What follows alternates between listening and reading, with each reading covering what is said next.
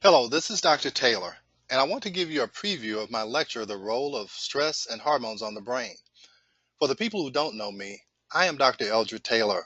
I'm from Nashville, Tennessee. I attended Vanderbilt University in Nashville and came to Atlanta to attend Emory University Medical School. I remained at Emory and entered the OBGYN residency program. I became interested in bioidentical hormones in the late 1990s after becoming very disenchanted practicing OBGYN the way that I was taught. Bioidentical hormone replacement led my wife and I to writing a book entitled, Are Your Hormones Making You Sick? As we continued to learn and grow our knowledge of how hormones really work, we discovered how stress affects hormones and all the other organ systems of the body. That led us to our second book, The Stress Connection. I have been speaking on these topics to physicians for over 15 years and continue to learn and expand my understanding of functional medicine. Now, to give you an idea of what the lecture is about, the lecture is entitled The Role of Stress and Hormones on Brain Health. As you can see, the physical impact of stress, it affects every organ system in the body. But the longest list is under brain and nerves, because stress can cause headaches, feelings of despair, lack of energy, memory problems, trouble sleeping, mental health problems such as panic attacks, anxiety disorders, and depression.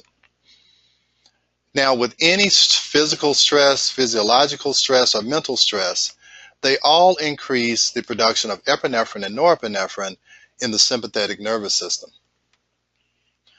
When you have that increase in sympathetic tone, you're going to have an imbalance of excitatory neurotransmitters versus non-excitatory or inhibitory neurotransmitters. That imbalance in neurotransmitters is going to cause a problem in the balance of all of the neurotransmitters. And this imbalance will cause a variety of behavioral problems. Now, as you continue to have the stress, cortisol will increase and DHEA will decrease.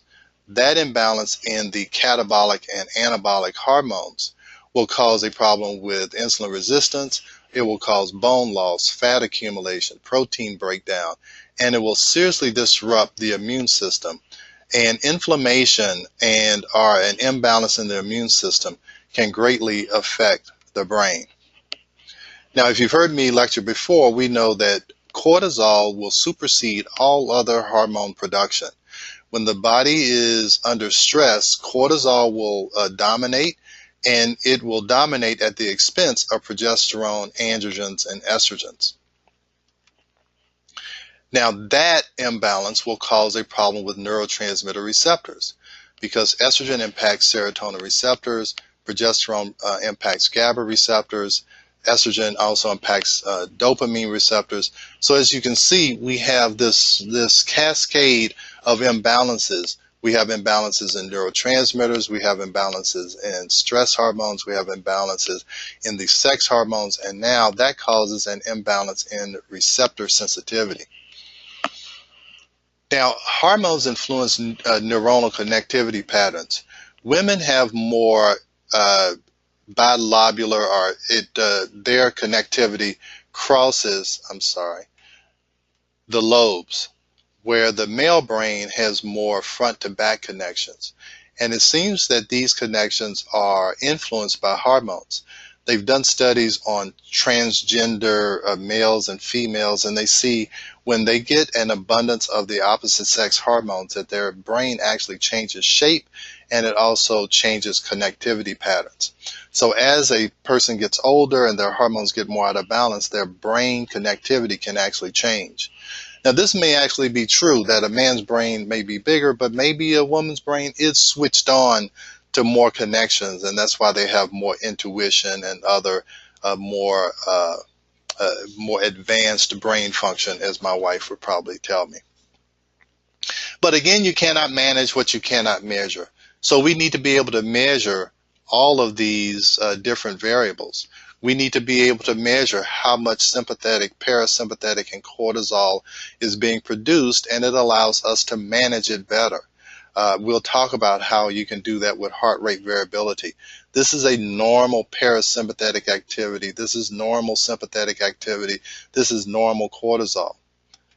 And you contrast that with someone who has a decreased amount of parasympathetic activity and sympathetic activity. So their rest and digest system is impaired and their fight or flight system is impaired. So this person is not going to have much energy and she's not going to be able to rest or digest very well. Also, we need to learn how to measure cortisol levels, and we would like to intervene before a person has this type of cortisol pattern, but sometimes that's how they come in. But how do you lower that cortisol? How do you get them to have a more normal neurotransmitter pattern so they don't go into this long-term chronic stress pattern? And then again, we want to look at how do we accurately measure hormones. We'll talk about different ways to measure hormones and how I actually do it in my office and have been doing for really the last 15 or 20 years.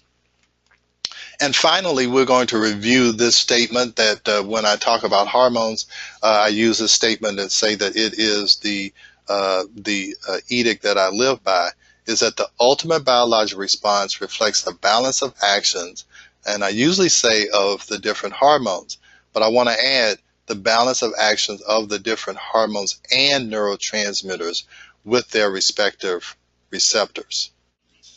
So if you're interested in this information, I'd love to see you at our annual American Functional Medicine Association conference at the Georgia World Congress Center, November the 12th through the 15th. And all you have to do is click here to register, and I look forward to seeing you all there.